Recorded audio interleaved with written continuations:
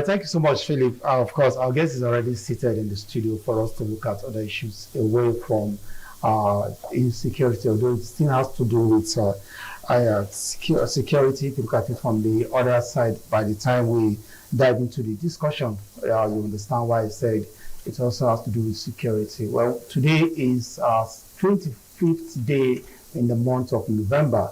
If you've been following the United States events, how they celebrate their events each month, you know that today is the International Day for the elimination of violence against women, and then the beginning of the activism. That's the 16-day activism against for violence against women. It's an international day, and of course, Nigeria is part of that treaty where we also look at issues that have to do with abuse against women. So some persons have argued in the past that when we have days that men will be talked about when we talk about abuse for men, but that will not be our focus this morning. So I have joining me already. She's already seated in the studio to tell us what this year event is all about, or what we should be expecting rather from the 16 days activism. I have Peter, or Mimi Peter. She is the president, Nigerian Female Youth Organization. A very good morning to you. Good morning, thank you. And I must say congratulations again. Every year we have women coming to the studio to talk about the 16 days activism that kickstarts with, sometimes we have roadworks, we have so many activities lined up. But let's look at the theme for this year's event before we now dive into the discussion. It's digital abuse. I don't know why the choice of that, fighting digital abuse this time. Okay, thank you so much. I'm pleased to be here. When we talk about digital abuse or digital, why we use that topic is because a lot of things have been happening. You understand, the recent time there's these girls that met a guy on the internet, you know, people do marry there. People do have good relationship from social media. But in the recent time, it has become a problem. You understand, you meet someone not knowing the person have an ulterior motive. So a lot of people have died through that way. You understand? So that's one of the main reasons why it's like that, so that we'll create awareness. Most persons would not know how this thing works. When you say digital abuse, how does it occur? How will you know that this person is being abused using platforms like the social medias we have? Like I said earlier, you meet someone in a very good note, and hi, and maybe it starts from there. Then you start having a relationship. There's recently what that happened in Abuja where a girl went to meet someone she met through that social media, and the girl was almost killed, even though that she raised an alarm. So a lot of things are happening in social media. So we're trying to use that digital to create awareness that people should be careful, know who you meet and where to meet such persons, and at least you go to a public place and do any interaction you need to have with the person. So in other sense, social media has not really done so much good to women, because the majority of them fall victims to abuse.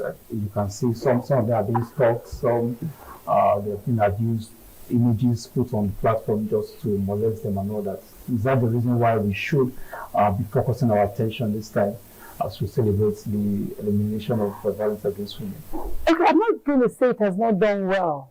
Do you understand? It has its good and it has its bad.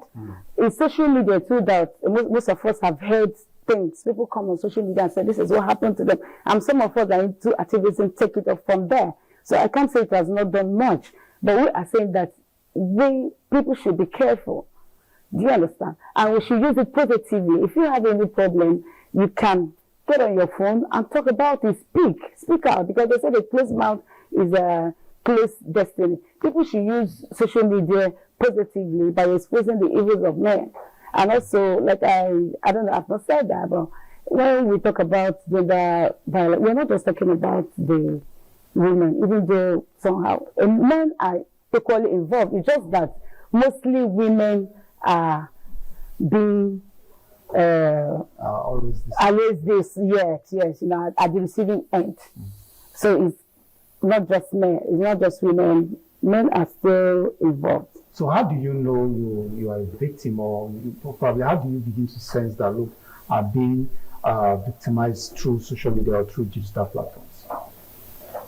As a person, how do you begin to sense that, look, if I see someone or I'm beginning okay, sometimes maybe you have a relationship with someone, maybe the person has promised to marry you and it's a long distance or something. You see some people who ask you for some things that are not really that good, you understand? Maybe they ask you to make a video of yourself, nude pictures and all the rest. So some vulnerable ones will believe that he's my man, you understand, so he's going to marry me. So some take the risk of exposing their nude pictures to such men. And before you know it, those guys take advantage of that by, okay, I have this about you and you know. So if you don't want, they use it to blackmail you. Mm-hmm. So we're telling the younger ones, we're telling them, don't just try it.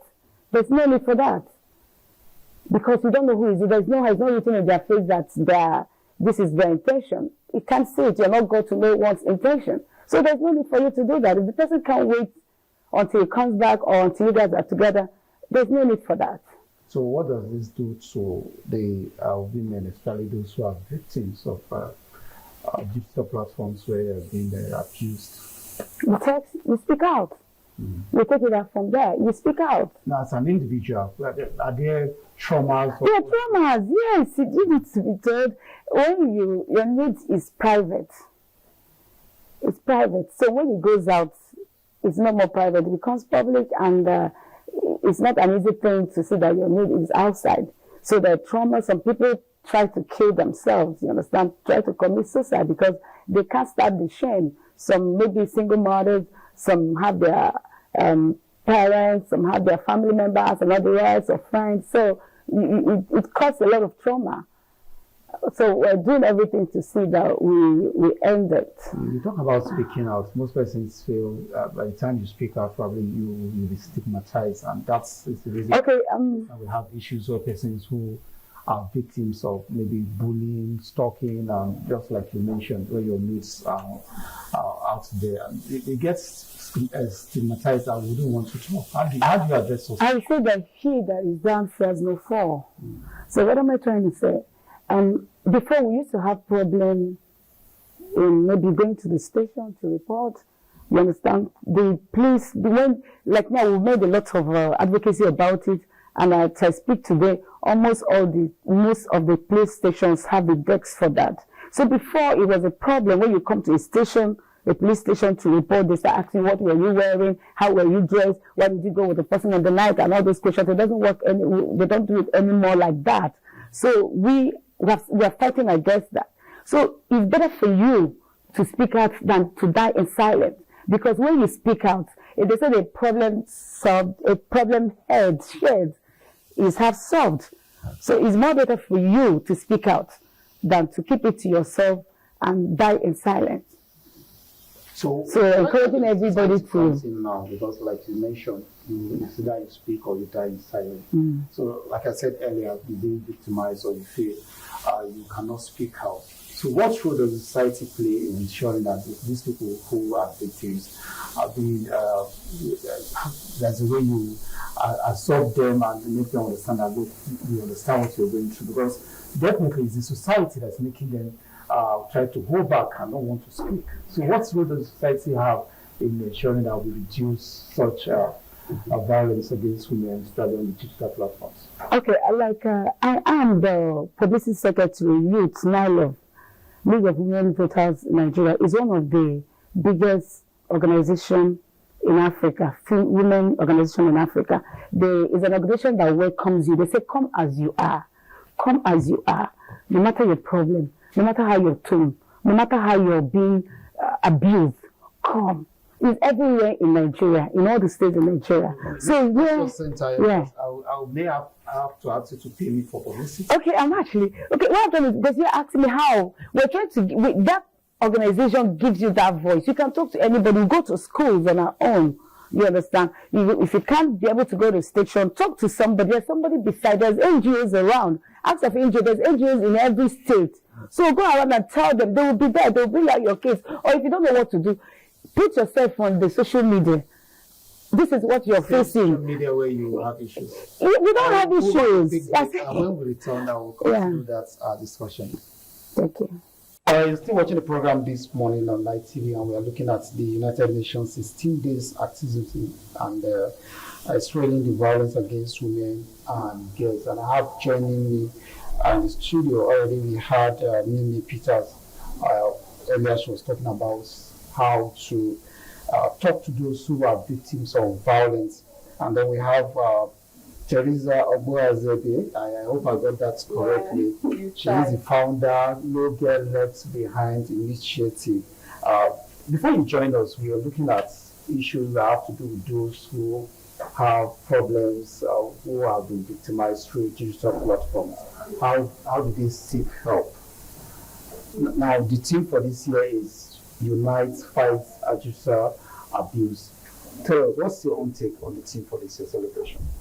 It's actually a good thing because it's a call to action. And just like I always say, when we talk about federal gender-based violence in general, it is something that is not left for just one person or an individual.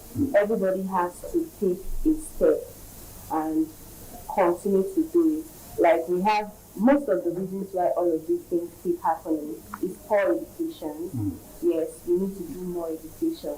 We need to do faster justice. That's one of the things. So I think this is a cause that faster justice, because we have those laws and you see it keep running around. And that's why most of these victims, they find it really hard. They prefer to just keep quiet because the stigma is going to be there and justice is not going to be served.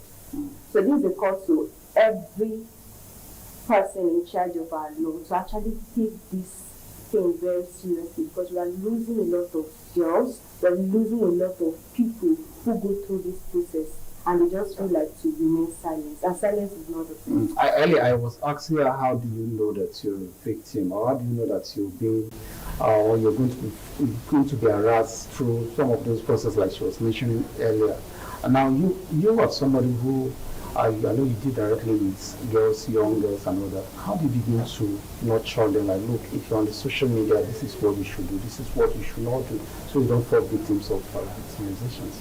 Okay, just the way we say environment matters a lot. So the social media is actually an environment. So who you follow, who you click a follow button to, what you watch, restriction, you have to have knowledge that whatever you bring close to you has something to do with it, either affecting you or it's going to make you stronger. So for instance, we have like some persons will be like, there are a lot of ads even when you don't want to watch it. But when you see it, you skip it. It doesn't take you anything. There's no need for you to be curious to see something that you know is not good. And don't be pressured because others are actually doing it, so you have to. So you have to restrict those medium that you get to see, because we know them. As young as they are, those that have access to phones and those that don't have that still phone, is because they feel that that thing is necessary. But what we do is make them understand who they are. When you know who you carry, you know the things you bring to yourself. Just for instance, you know that you want to be someone great. You know that all of these things are not something that you stand in, and you're just a young girl who is supposed to focus on your education and focus on being a better version of yourself, not to start being into being abused socially. It's going to come, but when you are fully aware of what it actually is for the problem, you're going to actually now need the solution. So thereby, even when they are being tempted, they now know, oh, it's not nice, it's not good and all of that, so they keep access. So we are talking about regulations. We don't have laws that really guide against abuse on social media and all that. I want to go back to Mimi. Now, how do we begin to get justice for people like this? You mentioned earlier you have an organization, you reach out to these people, try to talk to them. But how do you get justice for them? Because we see, like I told you earlier, there are people who withdraw. They have issues like they have to just withdraw back. They don't want people to hear about it. But how do you begin to get justice for them so that we have to make people aware that, look, if you're being abused, you're being molested, or you're being stalked on social media, you can actually get justice if you speak up. Okay, just like she mentioned, the problem we have is enforcement. It's not as if there's no laws or whatever. There is, but the enforcement is not strong. You understand? And most of the punishment too is not strong enough. And that is why we're calling everybody within this period, we're calling everybody to come together. Let's unite together against this. Let's come together. Let's fight this together. When you talk about there's enforcement now than before, but we say like there's some violence that's maybe just 2 years imprisonment. But when you look at the money, it's 500,000 naira. Anybody can pay 500,000 naira and go away. So that's it's not strong enough. But when we have enforcement, we have punishments that are very strong. They're going to cut off your private parts. If you rape a woman, will you want to do that for anything? You're not going to do that. And there's no monetary compensation. You're not going to do that. Nobody wants to be let have or whatever. So the problem we have is the punishment. Most of the punishments are not strong. And that is what we're doing right now. We're calling on the government, we're calling on the judiciary. Let's make the punishment strong and let the enforcement be there. And we're promising people there is punishment. You're going to get your justice. We are there for you. We are there for you. Like I said earlier, before when you go to police stations, which is easier for people to enter, they start asking you questions, what were you? Oh, you're wearing mini. Oh, you understand? And some of the men will say, she just said no. No have no color. No have no color, have no face. No is no. No matter how they say it. It was silent. No. It was no. It was no at the initial time. It's no. No is no. There's no color about that. So we're letting people know that you will get justice. The only thing why you will not get justice is that you keep it to yourself. Speak out.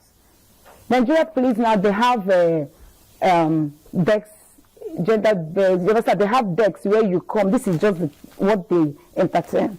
So it's not a problem now. And we see that other security agencies, which is what we're working on, they're having it. So you must get your justice. The only time you don't get justice is that you close your mouth. Okay, let me come back to Teresa. I know she talked about some of them. I want you to talk to the young ladies out there. What are some of the signs that you just have to see? You notify that, say, okay, look, it's not just going to those sites, click and click. There are signs that will make you know that, look, this person is about to stalk me or I'm about to be abused on social media. What are the signs to look out for as a young lady when you're on social media? Yeah, I will actually use a personal experience. I was 17 and I didn't have a phone.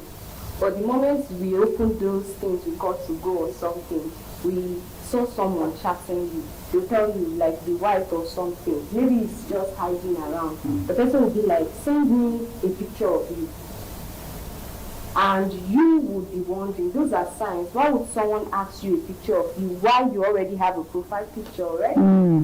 Or you get questions, you are being stalked. Someone is always stalking you, they will use sexual words. Abuse is not just physical, emotional abuse.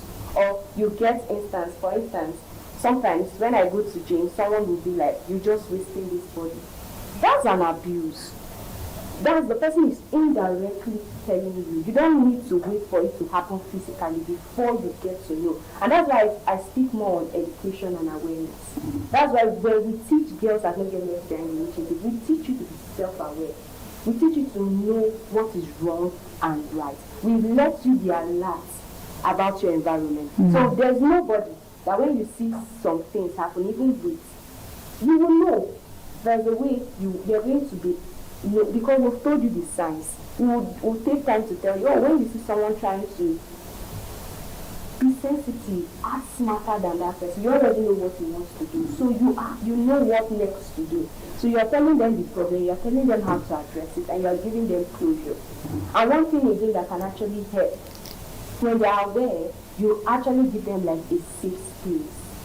They should have safe places. And I'm grateful that we have a lot of non-governmental organizations that are here. They want to listen to you. They want to hear you. So that's why when you are educating about these things, you need to be loud enough. I said that I cannot keep quiet about things that matter. Because I want everybody, every girl child in this world to feel safe. They deserve dignity. They deserve safety. And how can they get this safety? It is when they are aware that this safety is their right. So when you actually know and you see the signs going around, you would know. And when now knowing it, maybe now for instance, a big person in this country is trying to sexually harass you or harass you economically, they do that. You might go for a job and they said you can't get the job. But do you get cases where boys also are being harassed on that? So how do you manage both situations? Yeah. Most people think that because the name of my foundation is not get left there, we don't get cases of force, so we don't attend to it. Our main focus is for girls. But when we get such, I have team members, colleagues that are into voice, like advocacy. So when we get something like that, we listen to them. So what I mean is that, is it similar process that people through what the girls face on social media, the same thing that yes, the boys go through? boys go through them too, even worse. But because we have actually made boys feel that they are man, so those things are supposed to happen to them. It's the ladies that is not supposed to happen, it happens to them. I remember one telling me how he was raped by his senior in SS3. She slept with him and he didn't see the need that, he didn't see it as rape. He saw it like he enjoyed it. So as we begin the 16 days activism, I keep mixing it up. What should we be expecting? Let me go back to you, Nini. Within this period, what kind of awareness, what should the government be doing? Because this is not the first time. I understand that it's also the 30th anniversary of the Beijing conference. What should the government be doing? Because it seems we've not gotten it right as far as the issue of violence against women is concerned. The government have a lot to do, and like yesterday, there was a program that was the opening program in the Women Affairs, the Office of the Minister of Women Affairs. They create awareness. There are a lot of things going to happen. It's not just only in Nigeria, even in South Africa, everywhere in the world. You're going to, in fact, we're going to schools. There are lots, everything. We are calling everybody to unite. We think from now till 10th of December, that's what you're going to be hearing. We want you to use the color which is orange. We want it on your status. We want it everywhere. There are a lot of things, drama, going to school, advocacy. There's just going to be a lot of things happening because we're creating awareness and we're uniting people against GBV. You understand? And everybody is involved, not just the women. Before we go, let me take you again on how to prevent sexual abuse or judicial abuse and all that on the side of the parents. But most persons feel it's neglect.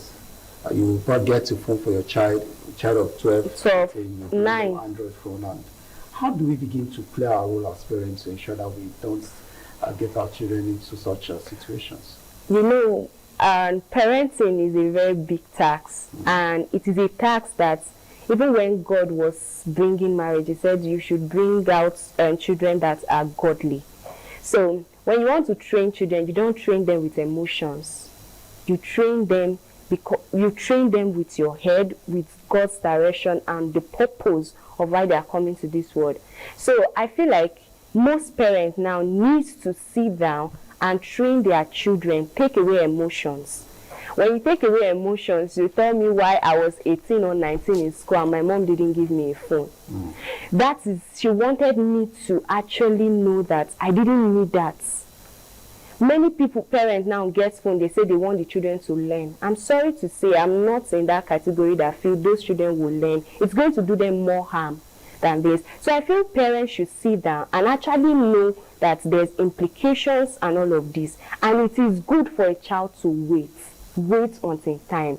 So when you now know that you need to wait for this certain time, by then the child, while you are telling them to wait, you are not just telling them wait, you don't need to, you are giving them the education, you are giving them the awareness, so that when such things come to them, they won't misuse it. They won't misuse it.